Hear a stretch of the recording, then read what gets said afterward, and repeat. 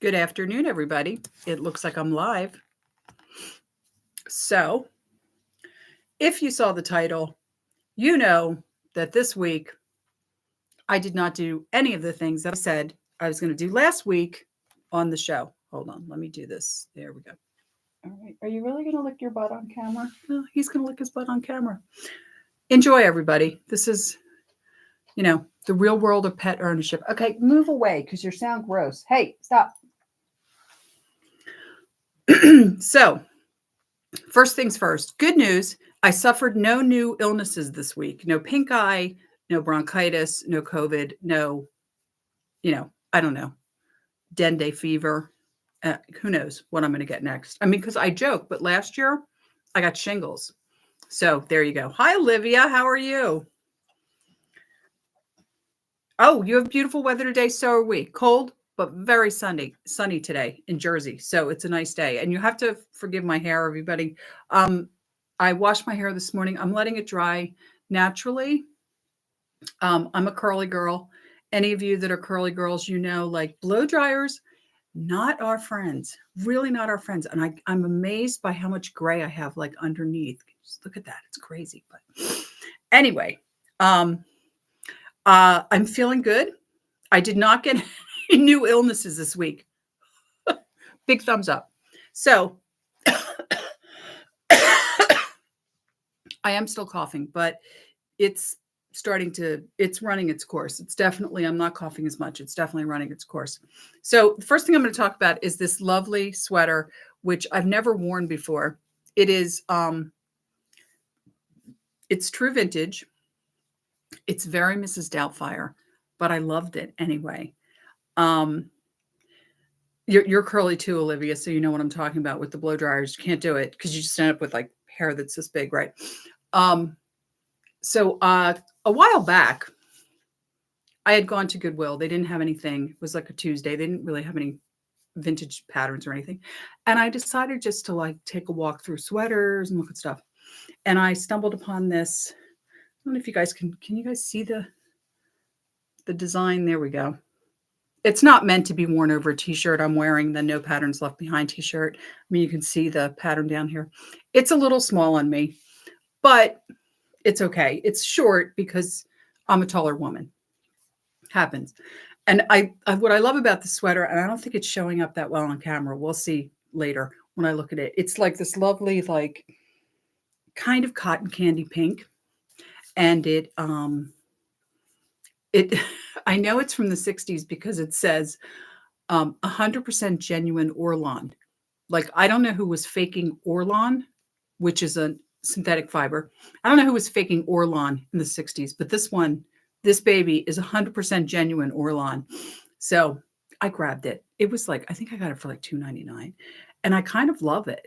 It's a little chilly in here today, and I'm wearing it because it is unbelievably warm, probably because it is 100% genuine Orlon. And it's so warm, but it's because it's polyester, right? Anyway, so I digress. So let's talk about this week. Okay. First of all, after I got done the little show, thank you, Olivia. I love it because it's so Mrs. Doubtfire, right? When I got done the show the other day, last Sunday, I got a text from this friend of mine, Lisa, who owns a vintage clothing store. And she sent me a text saying, do you have any patterns for halter tops? I'm thinking about, she's like, I have some vintage fabric. I'm thinking about putting together some, fast, inexpensive halter tops. They sell really well. I don't have enough in my shop. So I said, okay, well, take a look at my site, see what's on there, and let me see what I can pull from my, stash of untouched patterns. So I immediately, it was Monday, not immediately. I went over Monday. I looked at my box of 1970s patterns, and I pulled out all the halter tops. I also pulled out bathing suit patterns. So we're going to look at those today because I worked on them. Now, interestingly, when I was in the 1970s box, I also saw a couple patterns that I was like, wait, this is a 1960s pattern or a 1950s pattern. It looks like it might be in a little bit of danger. I should really deal with it before it, disintegrates or just, the damage gets worse, whatever. So I pulled those out. Then was Wednesday or Thursday. It was Thursday. I saw an ad on Facebook, and this woman was advertising that she had all these patterns, and she wanted like $50 for all these patterns. I contacted her and I told her what I was looking for. And I said, I don't really want kids patterns and I don't really want crafts patterns because I certainly have enough of those. And she said, oh, well, I have lots of women's patterns, cut and uncut. I said, well, I'm really interested in the uncut women's patterns. So we went back and forth and talked. And we made a date to meet Saturday. And my sister went with me because she was afraid of me going to meet some stranger. And I looked at this woman's patterns. I ended up buying her other patterns that she told me were partially cut. Now, spoiler alert, I've looked through a whole bunch of them. If you look back here, you can see them, right? She told a little fib. Not all of them are partially cut. Some of them are just downright completely cut, which I'm not sure that I would have bought, but whatever. I got a good deal on them. I'm okay. I did have a bit of buyer's remorse, though. I could have just said, I only want the uncut patterns and just taken them and gone and saved myself some money, but whatever. Okay. Then I think it was Friday, maybe, might have also been Thursday. There was another woman on Facebook and she was selling patterns and it was very strange. There were two shirt patterns and like 3 patterns for aprons. And she wrote all uncut, $2. And I'm thinking $2 each, $2 for the lot. So I contacted her. I asked her that. Well, she didn't get back to me. And then Saturday, after I'd gone and picked up the other patterns, still looking at his butt, the woman finally answered me and said, no, $2 for the lot. So I said, oh, well, I would love them. I can come get them tomorrow. She was like 2 towns over from me. So I went and picked up those this morning. Again, kind of fibbing. Yeah, one of the apron patterns, which I'll show you, was like decimated and completely cut. One of the other shirt patterns was actually a like teen girls 1980s shirt pattern that was cut. And the other one was a men's shirt pattern that I already had. In fact, I didn't even show it to you guys. I'd already put it away because we already saw it. It was just a basic men's button down. We saw it a couple months ago. Anyway, so we'll be looking at the apron haul, the uncut patterns from the first haul, because I got to go through all the other ones. I ended up with like 46 patterns, so not horrible, but only about 15 of them were uncut. Yeah, so I got a lot of work for myself. And then the other patterns that I worked on, which are going to be bathing suits, halter tops, and then a strange mishmash of vintage, because I found a couple, when I was going through them, I found some vintage 70s and 60s maternity patterns. And I was like, okay, I really need to, deal with those patterns. So anyway, let's get started with the apron patterns. And here is the very first one. This was in the ad. This is the one that I was like, I need to go get that pattern. Yeah, because it's like, I think I'm only charging 12, but there are people charging like 15 and 20 for this pattern because it is fabulous. It's so cottagecore. I mean, it doesn't get more cottagecore than this, right? Complete uncut. This is a 2007 reissue from Simplicity. It's based on some of their 1960s patterns. So not an expensive one. I think $5, I think. Same with this one. It's a vintage reissue from Simplicity. It actually says, so right over here. Whoop, there we go. That it's 1948, 1952. There we go. Yeah. Again, nothing really to write home about. And then here was the other pattern. Now you can see how decimated the envelope is. So, and it really wasn't worth anything. But if you guys remember way back, I had this pattern, which I decided to keep for myself because it was only like a $5 pattern. And I think I spent $1 on it or something. I decided to switch these two. So I'm going to keep this one. I can still use it. It is, I believe this one was the one that was cut, but by doing so, they really took the whole pattern apart to cut that out. So I put this one up online in its stead. Then we had, get these In fact, I will show you the one pattern that was supposedly that, well, it is partially cut, but it's pretty fragile, so I had to put it in plastic. The actual pattern envelopes in bad shape, but this was one of the ones from the 46 patterns that I got. So it's Jones, New York. It's kind of, let me see if I can take it out. It is really, you can see actually it's falling apart, but it's a Jones, New York pattern, very 1980s. It's for the oversized top and the pleat skirt. It was only partially cut. They only did the one, they did this one here, the tie. Oops, sorry, wrong side. The tie top. So it wasn't too bad, but you know, that was the thing. Like, I felt she was like fibbing a little bit to me because some of these really were, they weren't just partially cut. And they, like, that one was not in great shape. And she told me, oh, you know, I take really good care of my patterns, blah, blah, blah, blah, blah.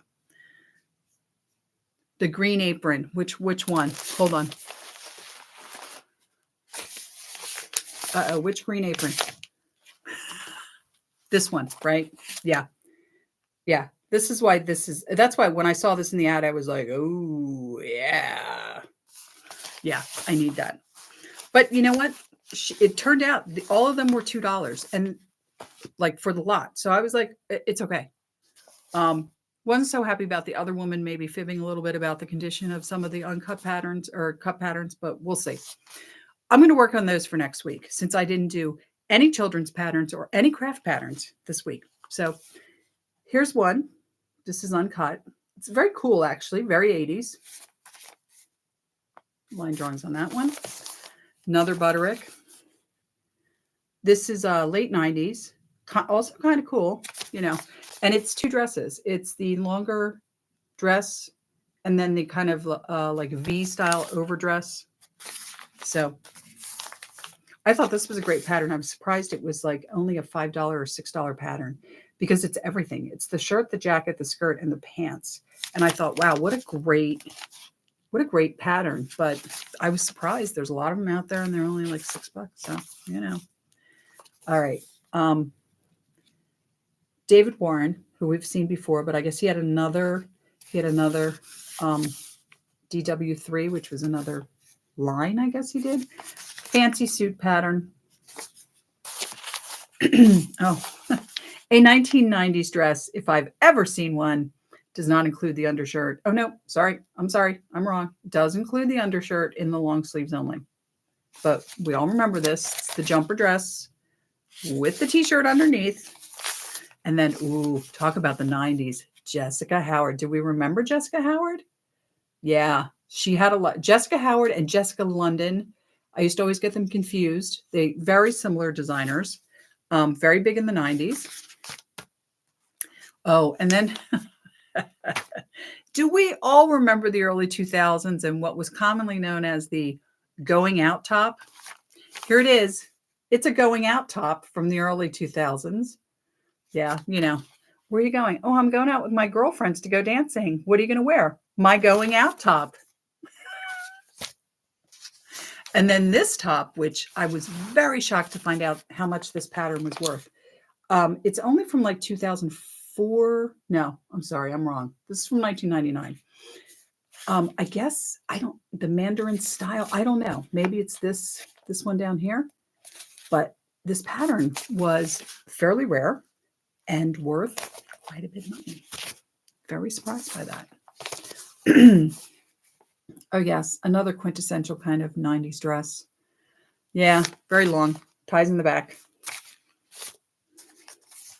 Another Mandarin collar shirt. She must have loved Mandarin collars because there's also one that's cut that I saw over there. She must have really liked a Mandarin collar shirt because, you know, this next pattern, I guarantee you, I will tell you next week that it's already been sold. In fact, I think it might already be in somebody's cart. So it's the overalls, but then you can do the two dresses in the overall style. And it's hard to see, but this dress here doesn't have such an overall look. It's got drawstring, and you can draw it in the middle at the waistline. And I just know it's going to sell fast. because overalls sell fast anyway. And that having the dress, absolutely. This pattern, which I swear I had before, but I can't find it. So I must have sold it. But I know I had this because I remember the plaid skirt that is right on front. This view right here, I remember it very distinctly. Oh, and this cute little number. Okay, this is from the 80s. How cute is this shirt? It's like a peplum shirt, but it's also kind of a waistcoat style. I don't know how to describe it. It ties in the back. It's very cool looking. Oh, speaking of a nice, very cool looking dress, look at this. Nice, right? I don't remember eclectic. Maybe somebody else does. There were so many designers back in the 80s that, we've never heard from again. All right. So these are the patterns from Mrs. Landis that I worked on this week. They are unfortunately in no particular order. So, they're a little bit in order. I think I have a lot of the maternity right here. So let's take a look. So there we go. Super cute. Most of these were partially cut. I think a couple of them were, might have been completely cut, but I don't think so. Like this next one, I do remember the dress was completely cut, but can you see the skirt and the blouse? The underblouse, sorry. Again, with this dyslexia. There we go. The underblouse, never cut, still factory folded and in good shape. Envelope, not so much, but the pattern itself. Speaking of envelopes that aren't in great shape. Okay. So first when I saw that, I thought, Bob, right? Yeah.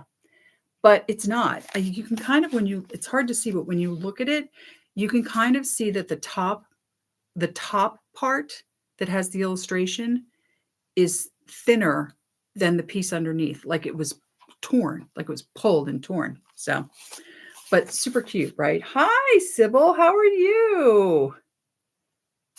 Oh, in California, sunny. Good.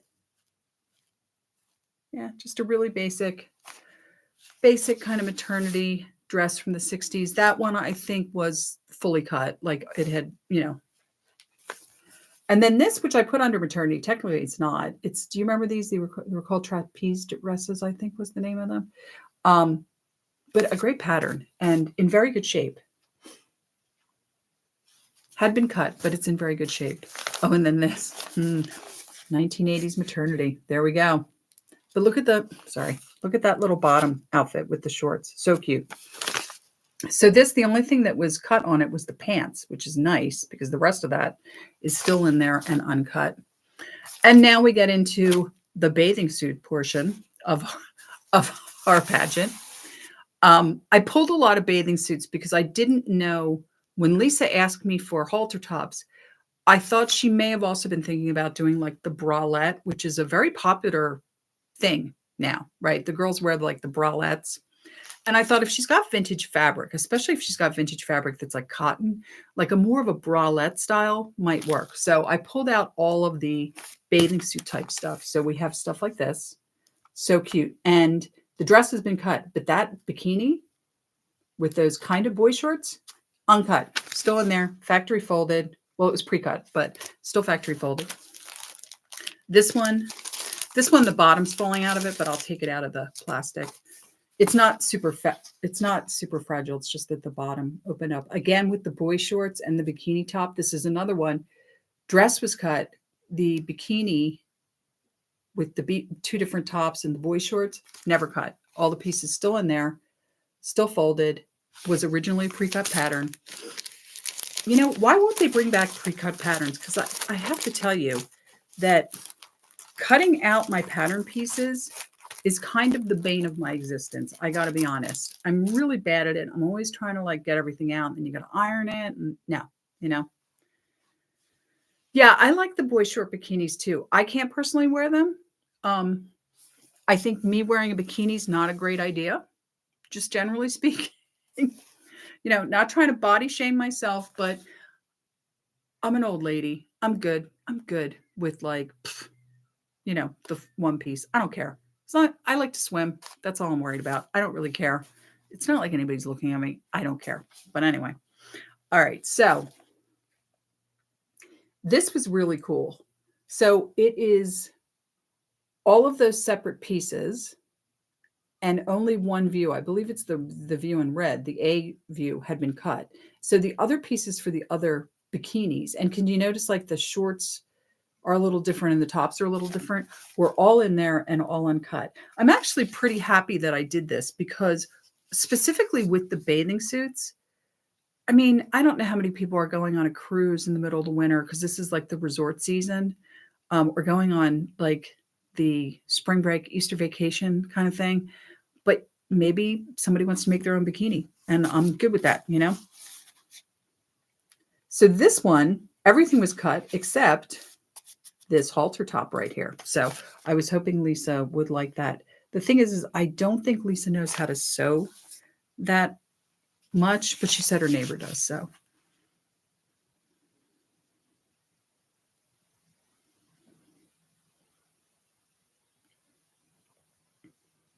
yeah, I feel the same way, Olivia. First of all, and I'm not going to the beach to attract a guy. It's not like the old days where I'm not even going to the beach to get a tan anymore because I have to be careful. I've had cancer twice. I can't go burn my skin, right? So for me, it's like something to cover my body while I go in the ocean. That's all.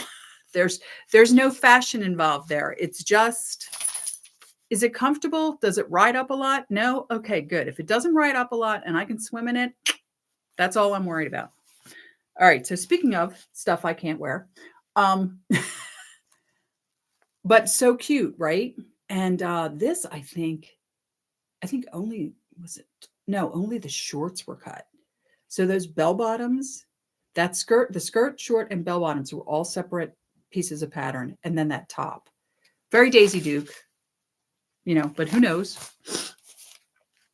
Here's another one, the red bikini on this one. Definitely, this was the one where the red bikini was cut, but cute. So I'm hoping that because I cut these bikini patterns out, that people, either Lisa will find something she likes, another cute one, or people that are getting ready for summer, right? I mean, I get it. The top was cut, nothing else was cut. So cute, right? So cute. So 70s. Oh, and now we're getting into a couple of the ones I grabbed because I was like, oh, wow, these patterns. In fact, you know what? I'll put these aside and we'll finish up with the halter tops. Because I was like, these patterns are in danger. They're interesting. I should grab them. They're in danger. So here's one more halter top. This one, I can't remember which was cut. I think the one with the peplum was the one that was cut, but still super cute, right? Yeah. Oh, and this I grabbed for myself because I thought I would really like to make this shirt for myself. And can you see, oops, there we go, that it's a size 20. Now, I have noticed with vintage sizing, sometimes a 20 is bust 42, sometimes it's bust 44. Sometimes the 22 is bust 45, bust 46. And it doesn't seem to be specific to different companies. It seems to be all of them do this. So I don't know how the sizing was done, but I can't really get a handle on it. But, you know, anyway. All right. And then here we go. Here's the first pattern. Saw this and went, wait, is that a gunny sack? I better make sure that pattern's okay since they're, you know, like gold. And this one was completely cut, but in very good shape. And can you see? It's very cute. Very Jessica McClintock. And then there was this. I found a wedding dress pattern. And I thought, I need to grab. This was another one where this one over here, the long bridesmaid, sorry, had been cut. But like on this pattern, the train pieces, uncut. The sleeve pieces, uncut. I don't think they don't have the veil. But a bunch of the pieces were uncut. So it was like, that's awesome. Oh, wait, I lied. I did do 2 kids patterns. I did this one because it comes with transfers to make those hand puppets. And they're the iron-on transfers to make those hand puppets, which is amazing, right? So the little girl's dress jumper thing is cut, but the transfers, the iron-on transfers for those puppets, I'll show you the puppets again because they are so stinking cute, were uncut. Yeah.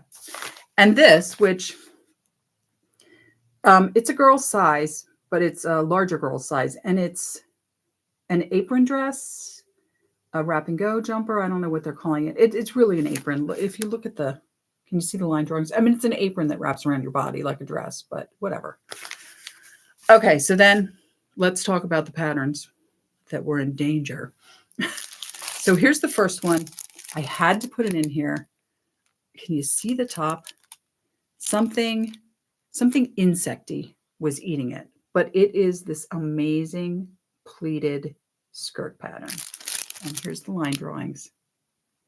And it had been cut out, but as is usually the case with Mrs. Landis, she took amazing care of it. It's in really good shape. And the interesting thing you can't really see, but the bottom pleats there, they have another piece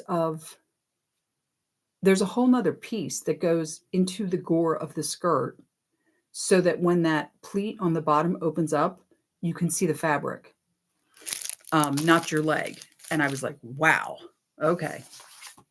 And speaking of wow, I saw this and I was like, I got to grab that pattern. Right? Look at that freaking bodice.